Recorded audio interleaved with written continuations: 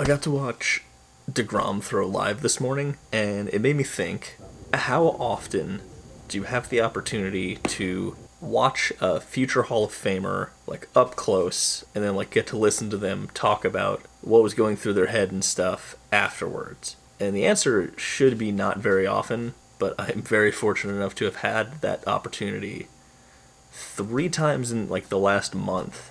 2 times that DeGrom has thrown live, and the 1 time that Scherzer threw live while he was down here. And it is truly insane to get to just hear those guys talk about pitching. Like, there is so much to, like, learn, and while they have been around, I've literally just been trying to soak up as much of that information as humanly possible.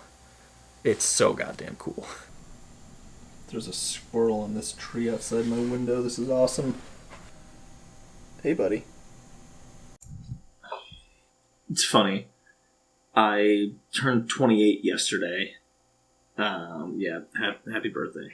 He told me when I turned 18 that 10 years from then I would be rehabbing Tommy John and also my second knee surgery after having been a pitcher for the last 9.5 years, including 6 of that being professional. I would have laughed in your face and called you a crazy person. That's not really what this is supposed to be about, but it is funny. That deserves its own video to go into all of that. But today I wanted to talk about the 2 surgeries I'm recovering from, since that's sort of what we're doing here. I'm 2 weeks out of my knee surgery. My knee, the swelling has gone down considerably from the last time we saw it, but it's also still keeping me from doing things a little bit. And because of that, with all of the limits that I haven't been able to do a ton.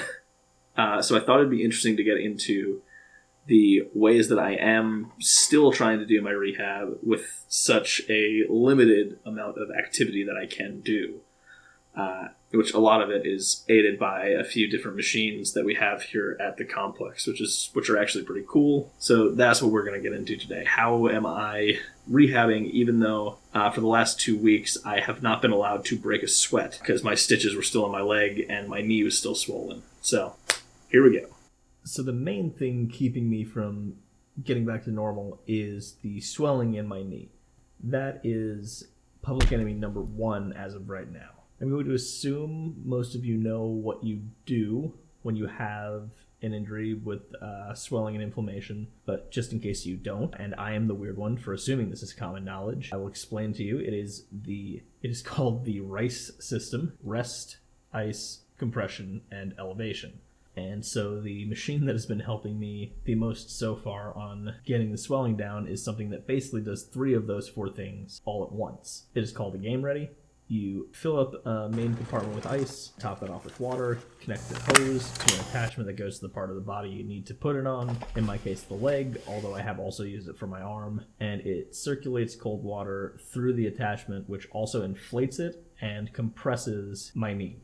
So it is ice and compression right there. You just mix in an elevated position for the leg, and you have 3 of the 4 components of RICE right there. Next on the list is probably the most useful and yet also still my least favorite of all of these things. I've talked about it before.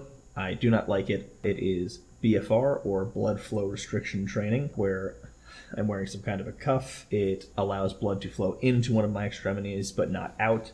It's really, really useful. It just feels so terrible. Like, if you've ever walked up an excessive number of stairs, or like biked up a steep hill, or just run up a hill even, you know that burning lactic acid feeling that you get when your muscles are really tired and you're still pushing them? That's what doing anything with a BFR cuff on feels like after about 90 seconds. And what it does is it tricks your body into thinking you're doing something much harder. And so your body will react as though you've done a lot more work than you really have. So it's really an indispensable tool in rehab, and that means I'm going to have to use it a lot. But it feels terrible, especially now because I can't lift heavy the way that I usually like to. So currently I'm just doing BFR lower body for the most part. And hopefully that means when I can get back to lifting weights normally, I will not be as far behind as I would have been otherwise, because I've kept up some of the work capacity that I have by doing the BFR stuff. This next one is a bit gruesome looking. It's not a machine, but it is an important recovery tool called dry needling.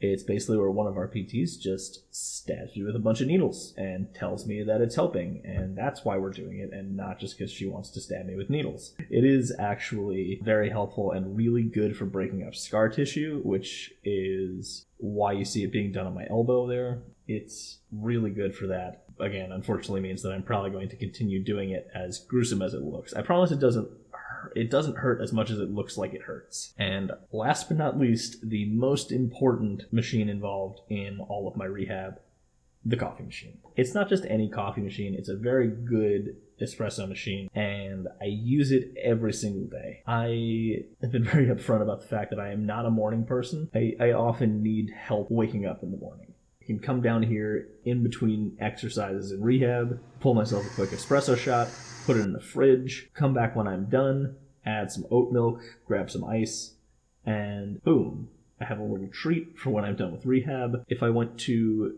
a coffee shop in, Williamsburg in Brooklyn, and I ordered this, it would cost me like $8, and it's right here. I get to use it every day as much as I want. My coffee consumption is at an all-time high, and therefore my morale is at an all-time high. And so those are the big things that are keeping me going through rehab while I can't really do anything else. Most of all, a coffee machine. Rehab rolls on. We're 2 weeks out from the knee. It feels good. The swelling's going down. And we are now just over 9 weeks out on my elbow, which means I am halfway to throwing, which is super exciting. It's going by, I'm not going to say quickly, but more quickly than I expected. I'm excited. Things are going well. I hope they continue to. I'm starting to do more strengthening of my arm. It is truly exciting times in the most boring possible part of rehab. Let me know in the comments if, again, there's anything specifically you guys would like to see, any questions you have, any different content you would like to see in these videos, because I always like feedback. Like, what I think is cool might not be what you as a viewer think is cool. So yeah, if you have anything, let me know, and I'll see you when I see you.